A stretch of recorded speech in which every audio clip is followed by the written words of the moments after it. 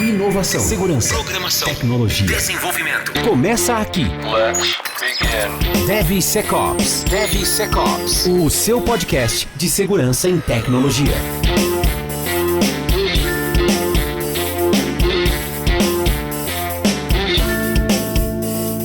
Fala pessoal, sejam muito bem-vindos ao quarto episódio do DevSecOps Podcast. Hoje é dia 27 de janeiro, eu sou Cássio Pereira. Eu sou Rodrigo Balbino.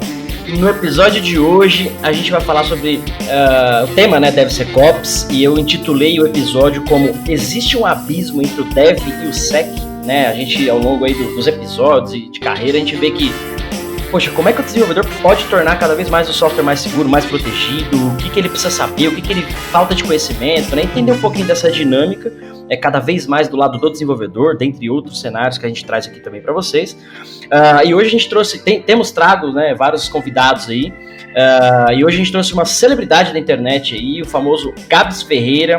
Ele vai se apresentar aqui para vocês, mas, cara, é um prazer estar com você aqui, Gabs. Muito obrigado por ter aceito o convite. A gente sabe que a agenda é complicada. Fica à vontade aí para dar um oi para a galera, falar um pouquinho quem você é, porque talvez nossos ouvintes mais de segurança não saibam quem é o Gabs, né? Eu conheço desde a época do desenvolvimento, mas enfim, se apresenta para a galera aí e mais uma vez seja muito bem-vindo. Olá, jovens! Bom, pessoal, muito obrigado pelo convite. Eu sou o Gabs, eu trabalho na Alura. Eu sei um pouco de Dev, quase nada de Sec e nada de Ops. Na verdade, eu sei de podcasts que eu conversei com pessoas já. Esse é um dos meus trabalhos lá na Alura, né, que me toma bastante tempo hoje. Eu apresento 3 podcasts hoje lá. Faço lives no YouTube também. Por fora da Alura eu tenho meu blog, tenho um canal no YouTube agora, faço curadoria de conteúdo numa newsletter. E é isso, basicamente. Estou aqui para também tentar entender um pouco a visão de vocês, que, como eu disse, eu sei realmente muito pouco de Sec e de Ops. Então, vamos lá ver o que eu consigo aprender com vocês aí. Cara, show de bola. Vocês viram que o cara é tão celebridade que ele não consegue mais ser convidado. Ele é sempre o apresentador, né?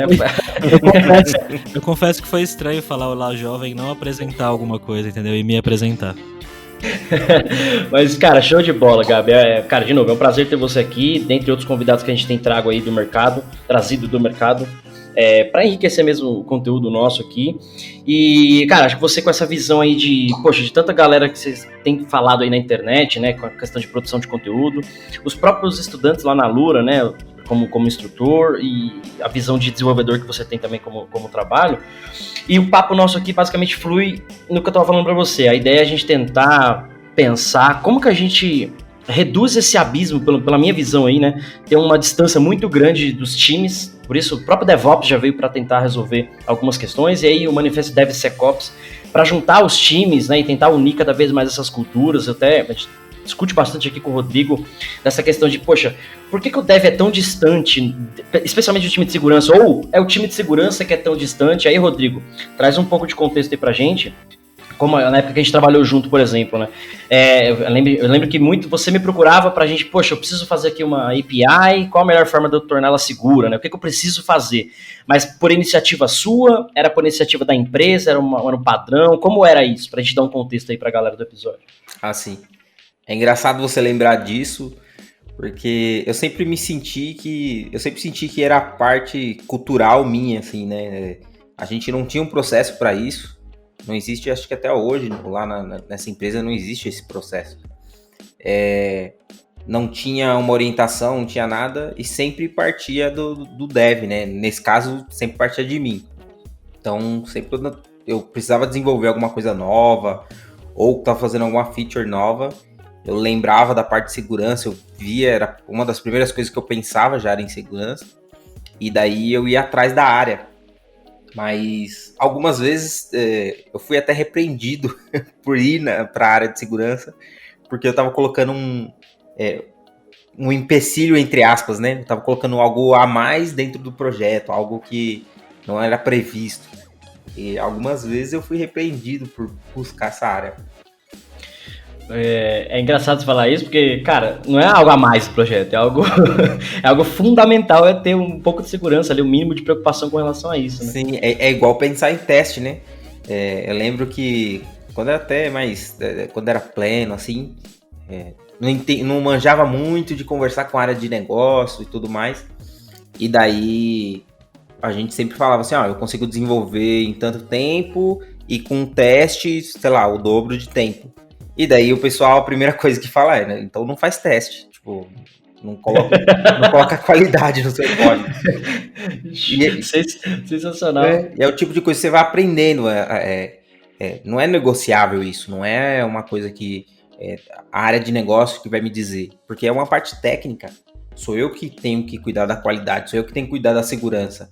Eu não posso chegar pro... É claro que tem que ser seguro, a área tem que estar junta, né? A área de negócio tem que entender esse ponto. Só que não é uma decisão simples que pode ou não pode tirar. Não tem condição, não posso tirar a segurança, tem que ter. Então eu não posso nem colocar como um meio de economizar tempo, né? Show de bola. Eu acho que aí deu um contexto para a introdução do episódio, e aí eu queria saber do Gabs, né? Gabs, você aí com o seu tempo de desenvolvedor, com esse contato com o público aí que você tem enxergado esse abismo, que eu até chamei aqui o nome do episódio, você tem enxergado nessa distância? Poxa, o dev ele tá preocupado mesmo em codar, em fazer a melhor funcionalidade, em fazer o seu código performático, pelo menos era uma das minhas preocupações. Você enxerga esse abismo?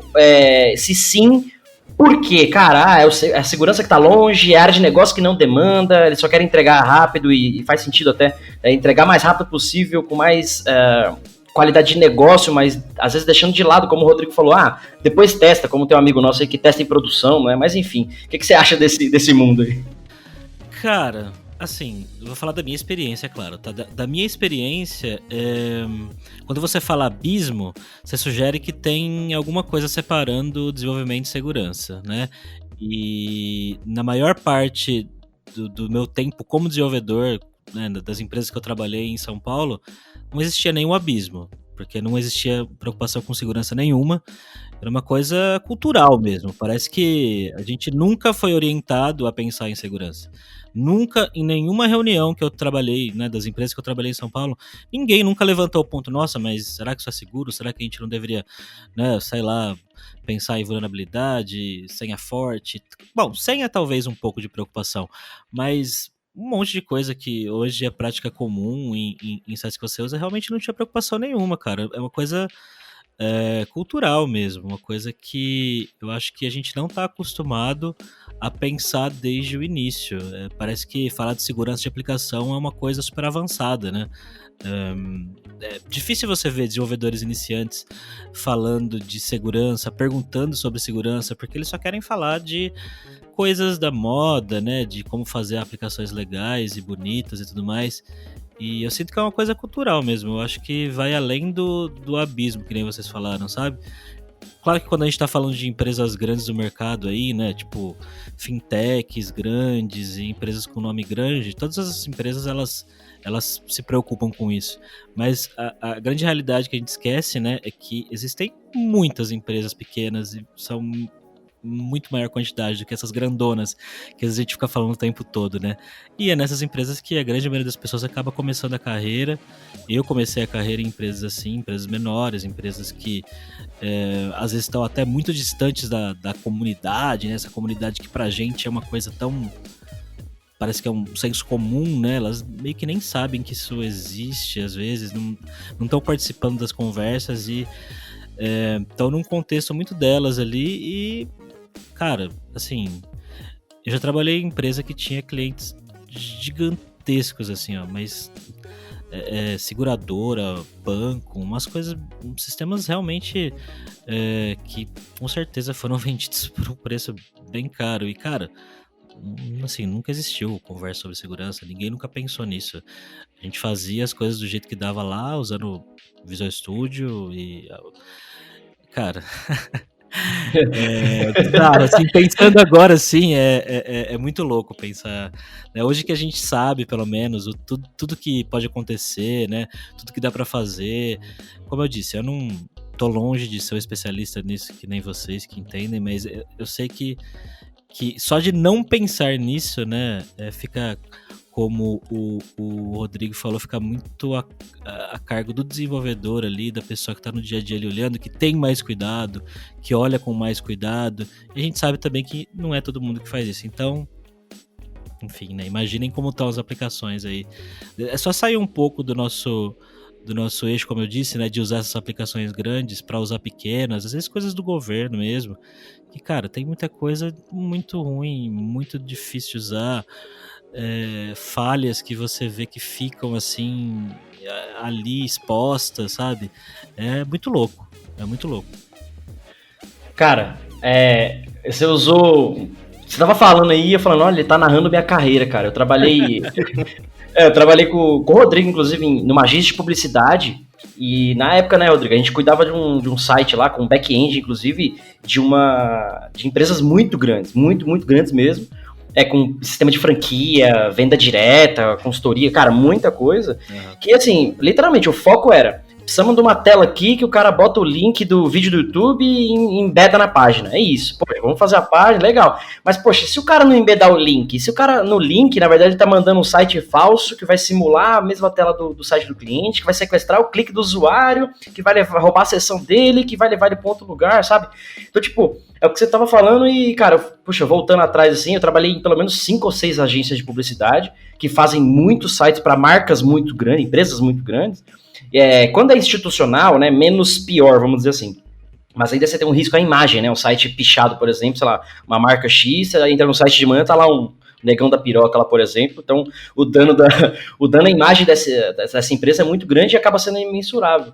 E você tava falando aí, cara, e aí você usou uma palavra que a gente fala aí. Qual que era a palavra, Rodrigo? Que a gente usa a primeira temporada inteira e a segunda. Cultura, cara, é um negócio que a gente vê que falta muito nas pessoas no geral. E aí, por exemplo, eu fui muito curioso sempre com relação à segurança. E aí você usou outro exemplo, falou, cara, o desenvolvedor tá preocupado com coisas da moda e fazer o site bonito, cara, naturalmente, né, porque é o mundo dele. E aí o Rodrigo desse contexto, poxa, mas agora o cara é full stack, né, ele não é mais só front-end, só back-end, o cara sobe da primeira linha de código a um ambiente produtivo, por exemplo, ele tem que saber fazer toda a trilha ali, né, e disponibilizar uma aplicação. E agora tem mais um pratinho para ele carregar, né, que é além de testes e outras coisas, é a segurança. E aí vem essa pergunta, e aí o Rodrigo pode dar mais contexto, o Galo, fica à vontade para responder. Será que para a gente mudar essa cultura ou essa iniciativa das empresas, essa preocupação, como diria um chefe meu, nada como um bom ataque, um bom incidente para motivar investimento à segurança. Vocês acham que a dor ensina? Vocês acham que o cara só vai aprender na dor? Ou tem alguma forma ou caminho de a gente falar, poxa, peraí, vamos começar do começo, né? Vamos ver o fundamento, começar, igual o Gabi falou, cara, você não precisa ser o especialista em segurança, mas começar a pensar sobre isso, porque aí você vai demandar de quem vai te ajudar e etc.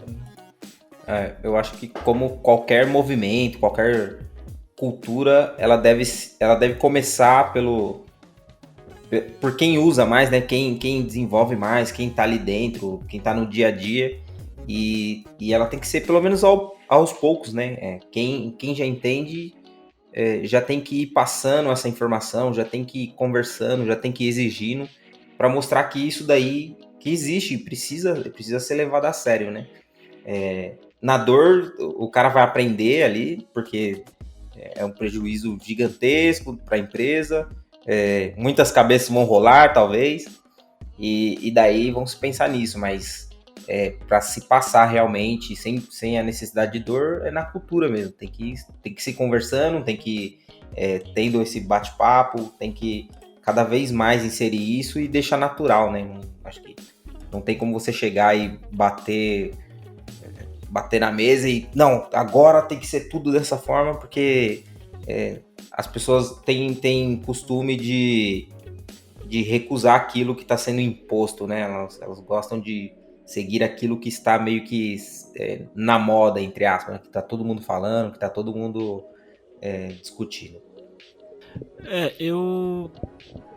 Bom, eu tenho um background de professor, de instrutor, né, na Kaelon, na Lura, e lá a gente tem muito esse negócio de tentar passar o conhecimento constantemente, assim, para as pessoas do time, da empresa, né.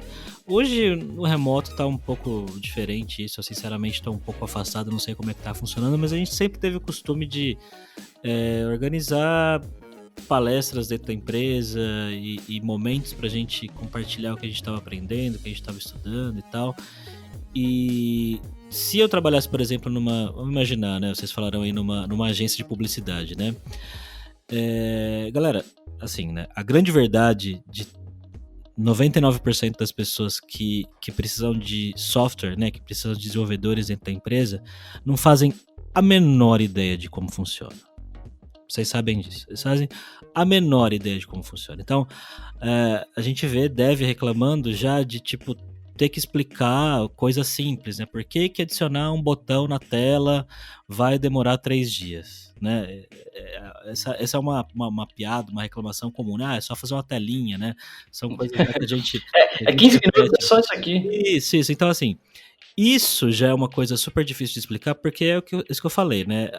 As pessoas dentro das empresas, elas realmente não fazem a menor ideia de como funciona, e eu acho que é nosso papel tentar mostrar um pouco para elas como essas coisas funcionam.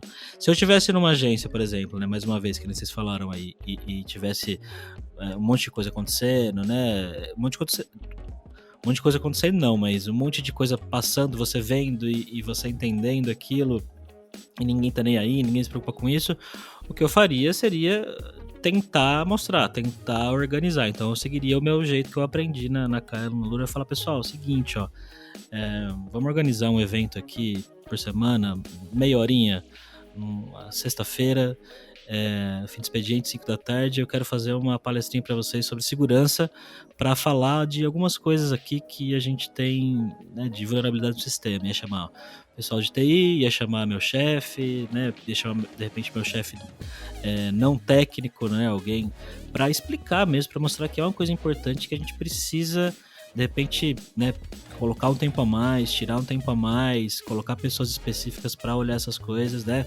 educar as pessoas, né, treinar as pessoas, cara, e mostrar, olha só o que aconteceu em tal lugar, olha só o que aconteceu em tal lugar, pô, se você deixar isso aqui, é uma coisa que pode perder dinheiro, porque é isso que as pessoas, no fim das contas, né, se importam com perder dinheiro, né, infelizmente. Mexer no bolso do cara ali, né? É isso que faz as pessoas tomarem uma atitude. Eu tentaria seguir por essa linha, eu tentaria fazer algo desse tipo e tentar criar essa cultura, né, porque no fim das contas, né, a gente tá aqui falando que não tem cultura e tal, mas depende da gente mesmo criar a cultura, né, quando a gente vê. É isso, são pessoas que se organizam para repetir um comportamento, né, para tentar treinar as pessoas num comportamento que elas vão repetir, e isso só acontece se a gente puxar a bola, né, e, né, chama quem tá empolgado junto, chama o parceiro de trampo aí que tem vocês dois aí, né, que sabiam disso, chama, né, vamos organizar essa porra aqui, e eu acho que é isso, eu acho que esse é o caminho que eu tomaria. Cara, eu vendo esse papo aí, esse resumo, a gente vê que literalmente é um trabalho de formiguinha em algumas empresas, e aí posso falar pelas que eu passei, pelo menos era um trabalho de formiguinha, porque eu era a única formiguinha, depois virou 2 quando o Rodrigo chegou, mas é um trabalho de formiguinha em algumas empresas, e um trabalho, às vezes, o Gabs falou, né, algumas fintechs, banco, etc., por ter normas, regulamentação, leis e tal, eles são muito mais penalizados por a falta de usar algumas coisas, por exemplo, como segurança. Então o DNA deles já é esse, eles vão ter, cara, as melhores ferramentas, as melhores práticas, pessoas para fazer aquilo. E ontem mesmo, no episódio passado, a gente falou com a Marina, na engenheira social, que ela falou, cara, assim, eu sento no bar com uma pessoa, né, com um alvo, e 2, 3 perguntas eu tenho o usuário e senha dela. A pessoa me respondeu sem ela saber, e eu tenho o usuário e senha dela. Então, além das, tecnologicamente falando, e dos processos, processualmente falando, a gente tem que ter, é o que o Gabs falou, cara, organizar, sei lá, meetups, treinamentos, vamos fazer aqui toda sexta-feira um bate-papo de coisas que a gente sabe que a gente tem déficit, por exemplo, seja segurança ou seja uma melhoria tecnológica, para a gente começar a colocar na cabeça das pessoas a importância de tudo isso, não só de segurança, a gente defende aqui a bandeira da segurança, mas tem outras N preocupações, mas eu acho que cada vez mais a gente fala do próprio dev, eu foco muito no dev porque, querendo ou não, são eles que criam os bugs, eles que criam as vulnerabilidades. Sem querer ou não, né? Porque eu já trabalhei em empresa que tinha muita fraude, então normalmente era propositais os bugs e as vulnerabilidades.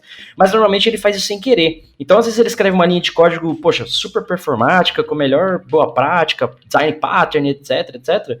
Mas que aquilo não foi pensado de uma forma segura, que pode trazer uma vulnerabilidade, que pode causar um risco grande para a empresa. E eu acho que introduzir essa cultura, seja um trabalho de formiguinha ou não, né? Tentar engajar as pessoas e tal, só vai ter força, todo esse papo foi para resumir isso, né? Só vai ter força se a gente conseguir contar com o apoio, não sei se executivo, não sei se área de negócio. Por quê? O Gabs colocou agora a palavra no final, dinheiro, cara. A galera quer entregar rápido porque o marketing tá cobrando, porque o negócio tá demandando. E se esse pessoal não fala assim, pô, beleza, se eu sei que eu tenho daqui um mês entregar algo, por uma vantagem competitiva no mercado, ou por uma regulamentação, ou porque é um produto novo, então, cara, eu tenho que, o quanto antes, pensar em tudo que eu preciso para aquilo. O famoso MVP, né, o Minimum Viable Product lá, mínimo produto comum, enfim, não é só entregar porque tá funcionando. O funcionando envolve você passar por uma série de testes, inclusive segurança. Então, acho que o mínimo necessário tem que contar com essa questão de teste, com essa questão de um ambiente funcional, com a questão de segurança. E, de novo, né, engajar as pessoas, treinar as pessoas envolvidas nisso, para que todo mundo tenha essa consciência. Eu gosto muito de usar a frase de segurança é responsabilidade de todo mundo, né? Não é só minha. Eu uso a analogia da casa, né? Não adianta eu morar com 2, 3 pessoas, sair de casa, deixar a porta aberta, alguém rouba a casa e eu boto a culpa nas pessoas que ficaram. Então, acho que é muito mais responsável os 3 falar, poxa, vamos ver quem sair, toda vez que sair, avisa o outro que deixou, se trancou a porta ou não, né, pra fazer um double check e tal. Porque no fim das contas, se a casa for roubada, os 3 vão sentir a dor, né? Os PlayStation 5 serão roubados, né, as Ferraris e Lamborghini serão roubadas, mas os 3 vão sentir a dor. A casa do Cássio tá chique, hein? Aqui é assim. Então, mas assim, a dor vai ser de todo mundo, então não adianta eu culpar. Acho que as empresas têm que pensar aí, o Gabs talvez me ajude com isso, mas acho que a galera tem essa cultura da Brasil, né? Tem essa cultura da culpa, né? Puxa, foi o Gabs que fez o código cagado e teve a vulnerabilidade e fudeu todo mundo. Cara, não. Ele fez o código, mas, poxa, teve teste, subir em produção, alguém demandou aquilo num tempo menor do que era para ser feito, que ele, como técnico, falou, não, precisa de 2 semanas. O cara falou, não, tem que fazer em 1. Então, você tem que fazer em 1, vai ter que abrir mão de algumas coisas e normalmente abre-se mão da qualidade, né? O que vocês acham? Eu acho que o buraco é um pouco mais embaixo.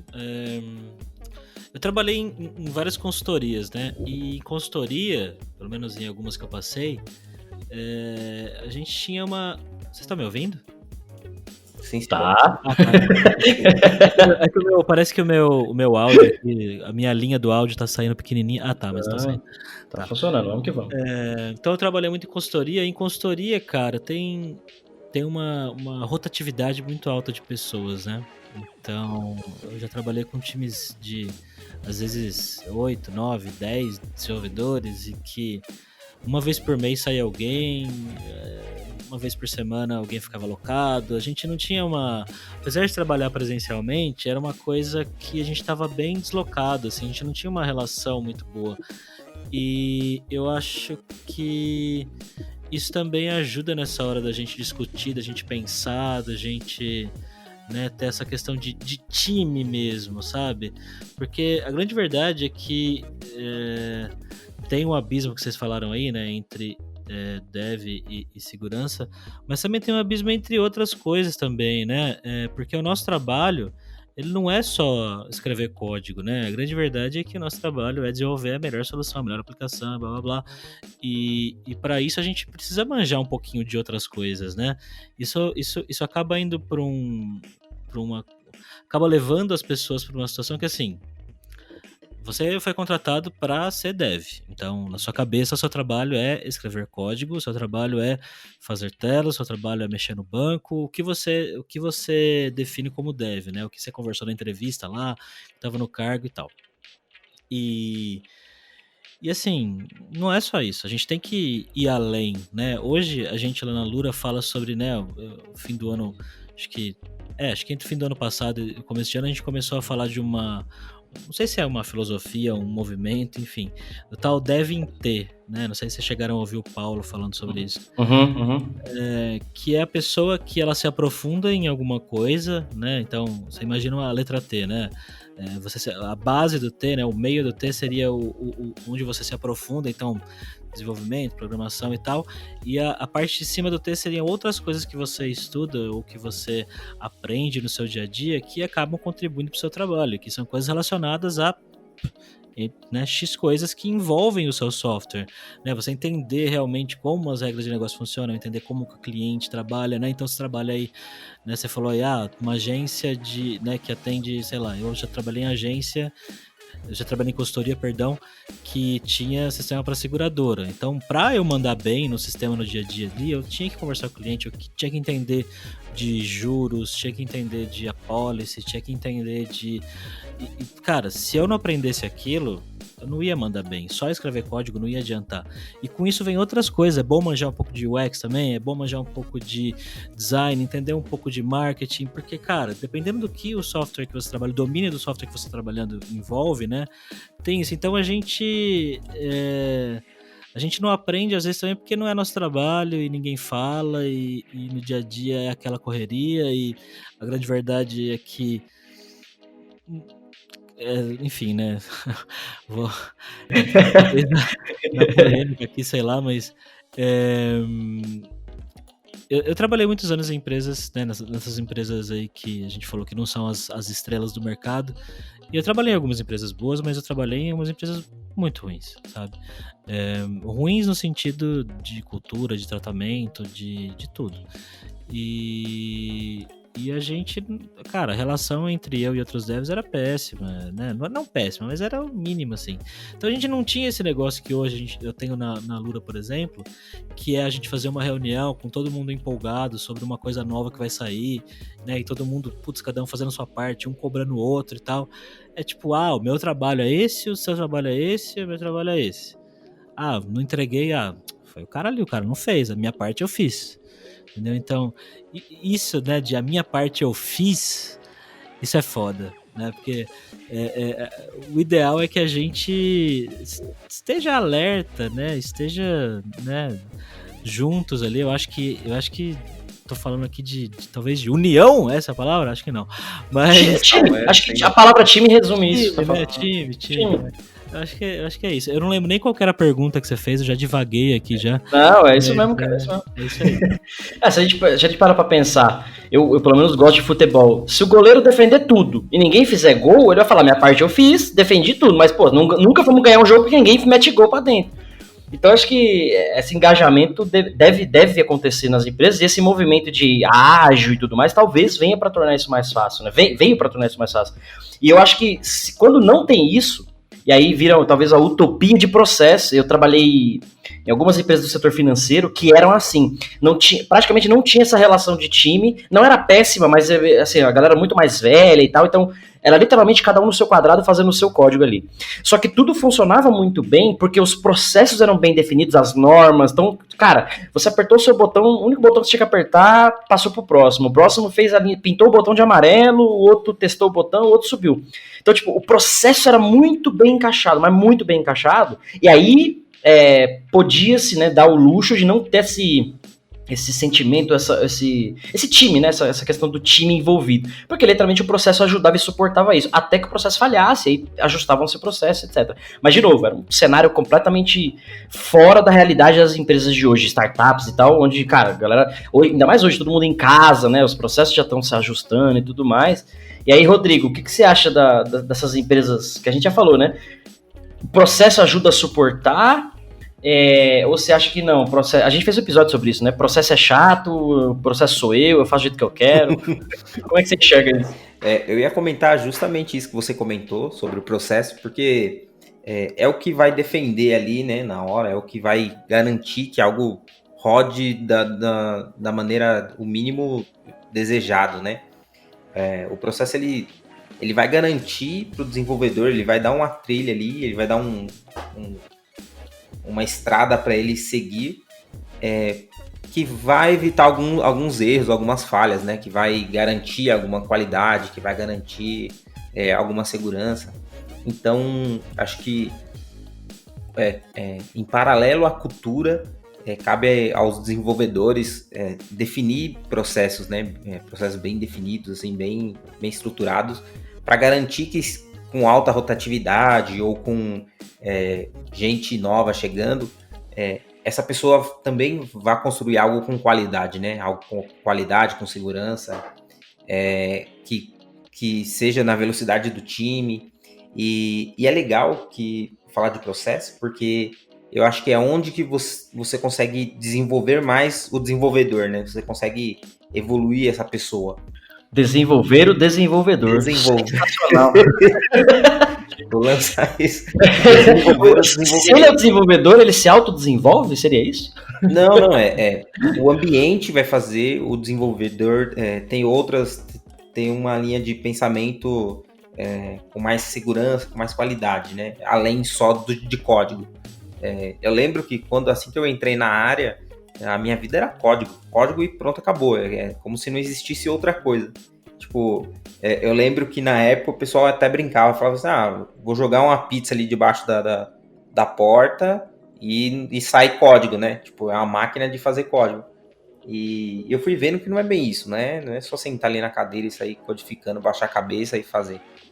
A gente tem que estar muito envolvido com o negócio, com marketing, com tudo da empresa para conseguir desenvolver a melhor solução, né? Que foi como o Gabs disse.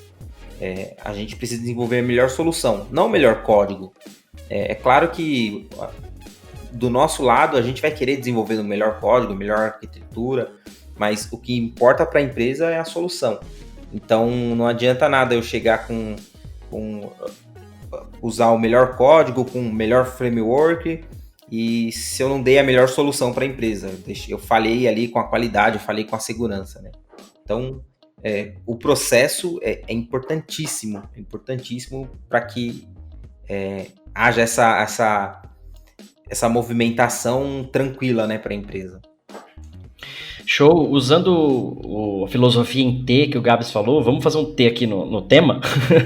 E eu queria fazer uma pergunta aí talvez para o Gabs mais direta. Será que, aí vindo também do background de professor em faculdades e tal, de cursos, será que não vale, por exemplo, né? Segurança é um tema que eu nunca, na faculdade de desenvolvimento eu não vi, na faculdade de computação eu não vi, na pós-graduação que eu fiz em arquitetura de software não vi. Então será que não falta... talvez não só no sistema de ensino, porque para ser desenvolvedor, para trabalhar nessa área, a gente não precisa não estudar assim, que eu digo, os meios formais, precisa ter faculdade, né? Você, aprende em casa e arruma um emprego e segue a vida. Mas será que esse braço educacional não deveria, ou poderia, né? Aí não sei como colocar, introduzir de fato temas... transformar o curso no MVP, né? Então, o mínimo comum daquele curso, o mínimo viável daquele curso, não é só formar o cara o melhor desenvolvedor, mas dar uma base para aquele desenvolvedor que, de fato, coisas que ele vai precisar ou que são importantes. Por exemplo, o básico de redes, que até tem, né? A maioria dos cursos tem o básico de redes, mas não tem o fundamento de segurança, né? Não tem, sei lá, parte de teste, UX, né? Matérias que às vezes são comentadas em um ou outros cursos ou não. Mas o que você acha, Gabi? Você acha que faria sentido esse braço educacional começar a introduzir segurança ou outros temas? LGPD, por exemplo, é um tema que está muito bem pegado aí. Faz sentido? É responsabilidade dessa galera também ou não? Como você enxerga isso? Cara, assim, de faculdade eu não posso falar muito, primeiro porque eu não sou formado. Eu comecei faculdade umas 3 vezes, mas eu não terminei por N razões. Hoje não pretendo fazer, acho que pra mim hoje em dia já não faz mais sentido. Mas respondendo a sua pergunta, cara, eu não sei. Sinceramente não sei. Eu acho que o que é complicado com relação à faculdade e tal é que a ideia da faculdade é te dar uma base, né, e um jeito de estudar e, né, e pesquisar e se virar, né, porque no fim das contas é isso que a faculdade quando eu digo faculdades boas, né? Porque eu sei que hoje em dia, infelizmente, no mercado tem N faculdades. Mas a ideia é te dar aquela base mesmo de pesquisa, talvez até de ciência, dependendo do curso que você faz, de, né, método científico, de você estudar e pesquisar e se virar e tudo que tá ali, né, são coisas que são muito importantes nesse sentido.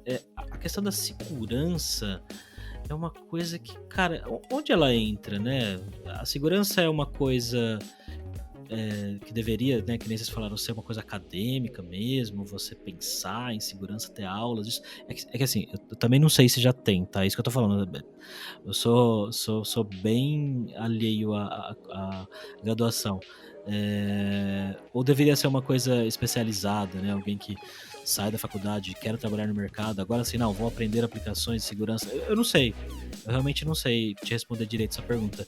Na minha cabecinha aqui de desenvolvedor e vendo esse cenário todo, eu acho que eu deveria. Eu acho que sim. Eu acho que deveria ser algo falado lá na faculdade, sim, né? Não falar só sobre técnicas de segurança, mas falar sobre engenharia social, coisas mais humanas até, explicar por que o sistema falha, né? Por que o sistema ele tem vulnerabilidades? Porque a pessoa que faz software está preocupada com, né, com entregar a funcionalidade, e porque as pessoas, no fundo, são malvadas, né? Porque assim, se todo mundo se todo mundo fosse bonzinho, se todo mundo fosse honesto, se ninguém tentasse ferrar com ninguém, a gente não precisaria se preocupar com nada disso. Concorda comigo? Se todo mundo fosse legal, então eu acho que, né, talvez isso dá até isso, né? Por que as pessoas ferram as outras? Uma aula de antropologia. Olha só, cara, comportamento humano, olha onde está indo aqui, hein? Bom, eu viajei na resposta, mas assim, eu realmente não sei, essa pra mim é difícil. Não, show. Acho que, cara, eu perguntei justamente por isso. Eu tenho esse background de, cara, eu dei aula em graduação, em faculdades boas e ruins, dei aula em pós, e eu sinto nas grades dos cursos, eu sentia falta de disciplina, curso de desenvolvimento, etc, falta de disciplinas, cara, que seja uma disciplina de 20 horas. Vamos falar aqui sobre segurança da informação. Por que você tem que se preocupar, ou quais aspectos você tem que se preocupar, né, e etc. Mas, de novo, faculdade é um caminho, porque o Gabs mesmo é um exemplo disso, cara, um puta profissional, tá aí no mercado muito bem reconhecido, trabalha talvez numa das maiores empresas do ramo no Brasil, tecnológico, até parte educacional mesmo. E é um cara que sem informação, mas, poxa, tem todo um background, uma experiência, que entrega com qualidade, com certeza confio nele, né? Não à toa ele tá lá há algum tempo. E acho que talvez essa, não sei se informalidade é a palavra, mas talvez o próprio Rodrigo também. O Rodrigo tá aqui, começou 207 faculdades, não acabou nenhuma, né? Mas, assim, não tem nada de errado com isso, mas, poxa, são profissionais que eu respeito e conheço há muito tempo e, cara, confio 100%. Não quer dizer porque eu fiz que eu sou melhor, né? Não é essa a questão. Mas talvez essa... Não sei se informalidade é a palavra, tá? Mas talvez essa informalidade colabore para cada um aprender do seu jeito. Então, poxa, o Gabs seguiu a linha lá de desenvolvimento, fazer o melhor código em .NET. Cara, legal que somos .NET, tamo junto. E, poxa, legal. Aí o Rodrigo, poxa, também seguiu esse caminho. Mas ele, poxa, ele é um cara mais curioso com hacking, pentest, etc. Então ele começou a estudar esse tipo de coisa no paralelo e começou a se preocupar um pouco mais com isso. Então acho que essa informalidade de novo, né, fica muito a critério de cada um. Poxa, eu vou estudar isso, eu quero ser programador, mas também quero me preocupar com segurança, mas também quero me preocupar com UX. Eu, por exemplo, quando eu era dev, cara, cada coisa de UX nova que saía, eu tava lá antenado, porque eu gostava muito de interface, essa questão de por que o cara clica mais na direita e na esquerda. Então, se você quer vender um negócio, o botão do sim tem que estar do lado tal e não do outro lado, questão de cores e tal. São temas muito interessantes. Você começa a ver, poxa, o meu código tem que se adaptar a isso, porque querendo ou não, você tá transformando aquilo para virar um produto, né? Então acho que se a gente parar para analisar, e aí pegando esse gancho da faculdade, for montar um curso com tudo que é base, acaba tendo muita base e o curso fica muito extenso e não aprofunda tanto. Talvez seja um dos motivos, não sei. Por outro lado, acho que essa questão de cada um aprende do seu jeito, aí fica a seu critério o que você quer aprender, o que você quer se especializar, e aí talvez essa fala do Paulo, né, da carreira em T, né, a filosofia em T, seja um negócio bacana para introduzir pra galera, especialmente para quem tá começando, porque ele fala, bom, legal, eu tenho que ter uma base, me especializar, e, poxa, deixa eu pegar um bracinho aqui do T para segurança, um outro bracinho aqui para performance, teste, sei lá, outro tema que faça sentido para ele. E acho que isso se encaixaria, né? É bacana você pensar assim, porque a construção da nossa carreira, né, quanto a desenvolvedor, é bem, como posso dizer, bem corrida. A gente vai atrás de muita informação técnica, né, muita informação de arquitetura ou de novas linguagens. Então a gente está sempre preocupado em estudar isso, e daí todo desenvolvedor tem esse lado muito, não é acadêmico, né, mas de estudo. Cara, você separa no mínimo 1-2 horas ali por dia e fica estudando alguma coisa diferente, alguma coisa nova. E eu acho que a gente vai tanto na parte técnica que acaba esquecendo meio que o conceito de tudo, né? O que eu devo preocupar, o que eu devo imaginar, o que eu posso melhorar aqui não só no meu código, como em todo o ecossistema que está em volta, né? Ou um exemplo seria como eu posso tornar essa equipe mais feliz enquanto trabalha, como eu posso garantir as minhas entregas, algo mais conceitual, né? Algo mais estrutural do que de fato código. Eu acho que uma das coisas que a gente poderia fazer para ajudar com isso seria um processo de aprendizagem, né? Durante a aprendizagem a gente sinalizar, fazer um checklist e começar a pesquisar coisas que meio que saem da nossa zona de conforto, por assim dizer, né? Tipo, algumas outras habilidades que eu preciso que vão me ajudar, essas habilidades vão me ajudar, ela vai fazer uma empresa melhor, vai me fazer um profissional melhor, só que eu não tenho o costume de pesquisar. Eu acho que seria uma coisa interessante para se fazer, né? Um checklist de uma linha de estudos, né? Eu acho, cara, é muito foda essa discussão, dá pra passar a vida falando isso, porque vamos fazer uma analogia aqui pra gente caminhar pro final do episódio. Olha só, um médico, ele não se torna médico se ele não fizer lá os X anos de faculdade, se ele não passar pela residência, né, se ele não viver, a residência mesmo, né, viver na prática situações, etc, etc. Cara, ele simplesmente não vira médico se ele não passar por esse processo. Muito bem validado já, né, a questão de órgãos, enfim, etc, etc, etc. E se a gente parar pra analisar, software hoje em dia controla a nossa vida. Desde do alface que você compra, cara, tudo é controlado por software. A gente já falou isso outras vezes aqui, né? Acho que o Gabs concorda também. Tudo é controlado por software na nossa vida hoje. Então, a importância de um software na sociedade com relação à segurança, cara, eu fiz brincadeira de Wi-Fi, peguei câmera, aí em São Bernardo, inclusive, brincadeira de hacking de Wi-Fi, pegava câmera de semáforo aberta, câmera de puteiro tudo bem, não precisa ter segurança, mas... Que isso? Câmera de semáforo aberta, então, o software, hoje ele é tão importante quanto a nossa própria vida, porque se um carro autônomo falhar, mata alguém. Se um semáforo falhar, você pode causar um acidente, matar pessoas. Se usinas com sensores falharem, explode, mata gente. Então, a vida também já tá nas mãos de softwares, por assim dizer.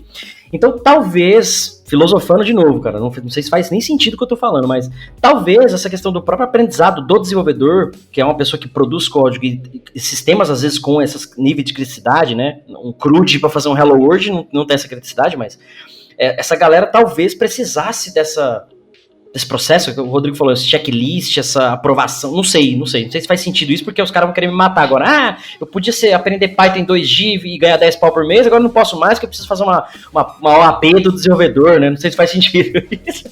Viajei, agora causei polêmica. Galera, acho que é isso. Deu pra resumir bastante aqui esse abismo não, né? O Gabs falou que, poxa, o abismo quando separa alguém, ele falou aí que nem precisava separar porque nunca nem existiu. Acho que no cenário pior ainda, né? Rodrigo, Gabs, deixem aí suas considerações finais. Gabs, deixa aí, pra quem não te conhece, né? Seus links e tal. Depois lá no YouTube eu vou colocar os links de inscrições. Faça aí o merchan, convida a galera. Aliás, lembrando, né? A galera dos ouvintes do DevSecOps Podcast tem desconto lá na Alura, 10% de desconto. Vai estar o link aqui na descrição também. Então, livros, cursos, bastante coisa legal lá.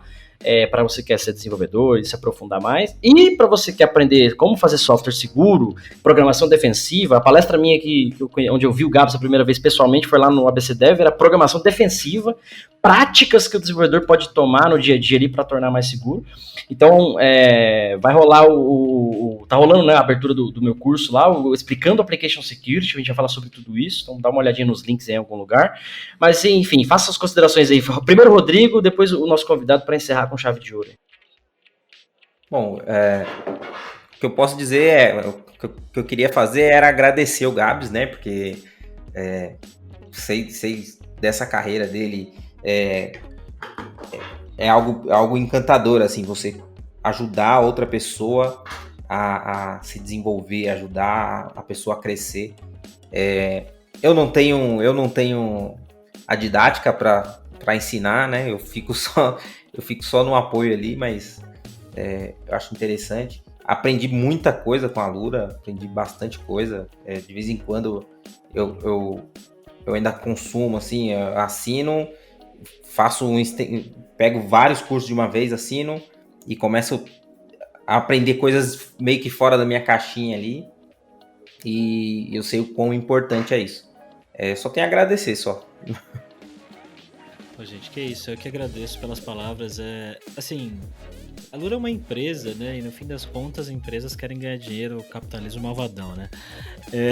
Mas o trabalho que a gente faz, acho que uma das coisas que me fazem realmente gostar de trabalhar lá, além de trabalhar com pessoas maravilhosas, ter uma chefia muito bacana e tudo mais, é realmente isso, né? É um trabalho que a gente vê o impacto na vida das pessoas diariamente, né? Hoje, por exemplo, eu toco um podcast lá, um podcast novo, né, que chama Scuba Dev, que a ideia é a gente mergulhar na história de pessoas, né, durante o episódio, de pessoas que têm histórias bacanas, né?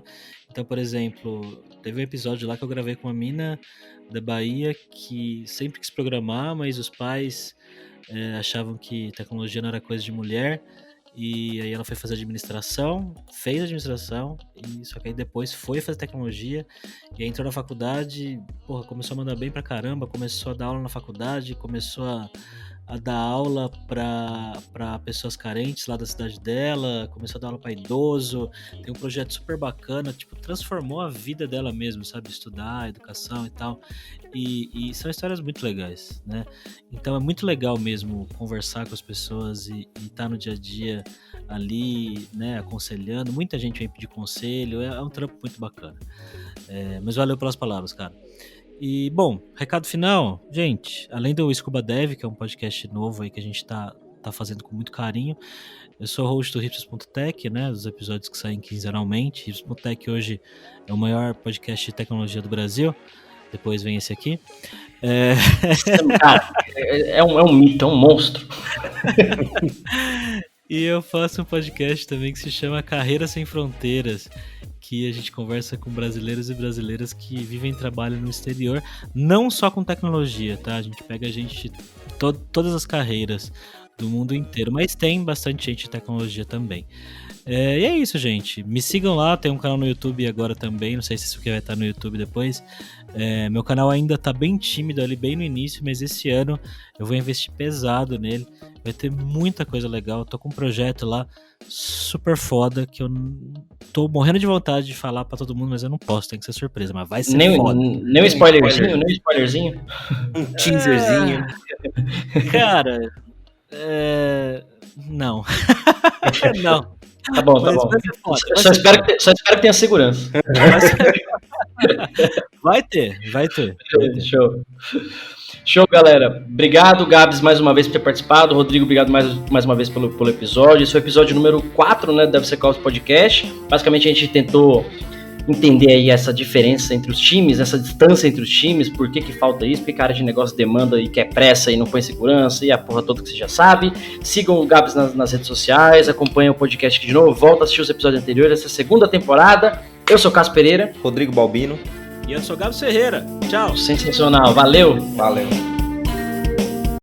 Termina aqui DevSecOps, o seu podcast de segurança em tecnologia.